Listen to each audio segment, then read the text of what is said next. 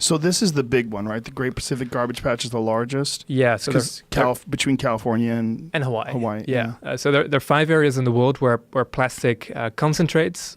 This is by far the largest one. There are 4 others, but they combinedly contain less plastic than this one in the North Pacific. Why? Do we know why that is? Probably because of Asia. So Asia has quite a big problem in terms of that they use a lot of plastic, but they don't have a good infrastructure.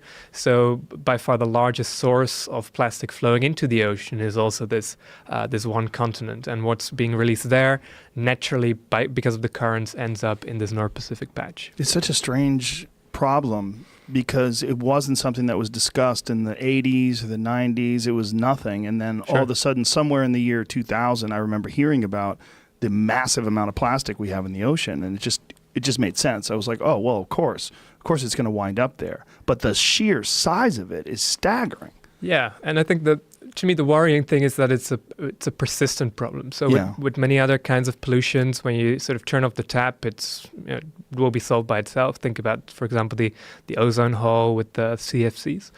But with this, like if you turn off the tap, the problem is still there, and in 100 years it will still be there. Right. So I think to really solve it, you need to do 2 things. On one side, we have to close the tap. On the other hand, we also need to clean it up. Jamie just pulled up a size comparison where it shows 1.6 million square kilometers, an area twice the size of Texas or 3 times the size of France.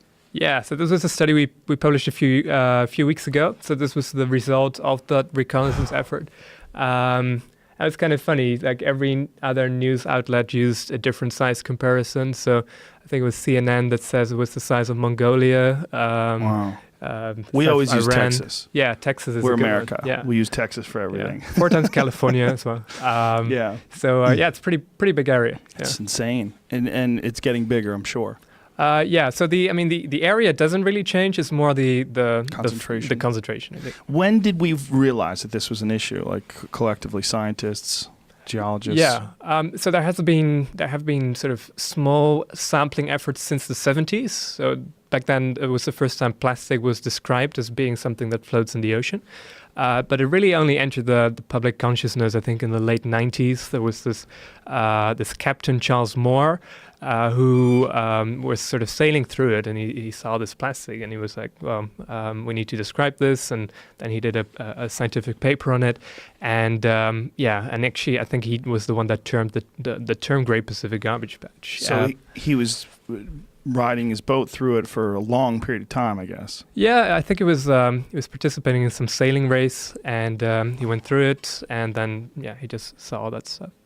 So he was the sort of the canary in the coal mine. I guess, yeah. So what is it? One of those things where it's hard to get different governments to act on this because like who's responsible for the ocean? Yeah, I think it's sort of this tragedy of the commons, right? Where it's international water, it's sort of everyone's problem, but at the same time, legally, it's no one's problem. And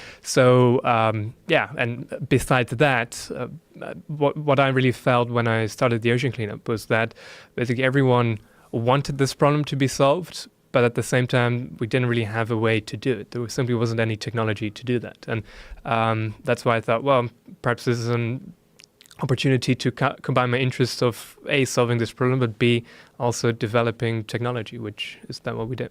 Is there anyone else doing this? So there are many organizations working on the prevention side, right? So educating people, thinking about policies, those kind of things, which is very important, I think. But unfortunately, we're the only ones that sort of do the hard technology side of it. And I wish more people would do it. If somebody else would clean the ocean, that'd be fine with us as well.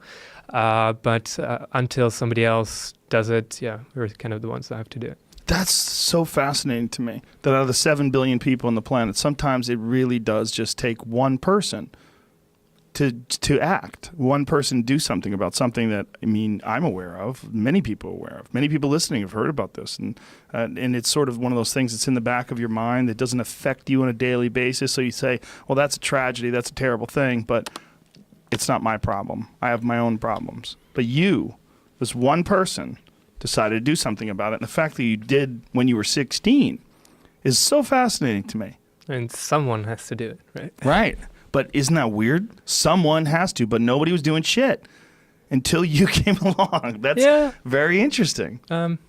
Yeah. Yeah. I sometimes wonder, sometimes people ask me, like, why do you do it? And, like, my answer would be, like, why not? Like, why isn't everyone doing this?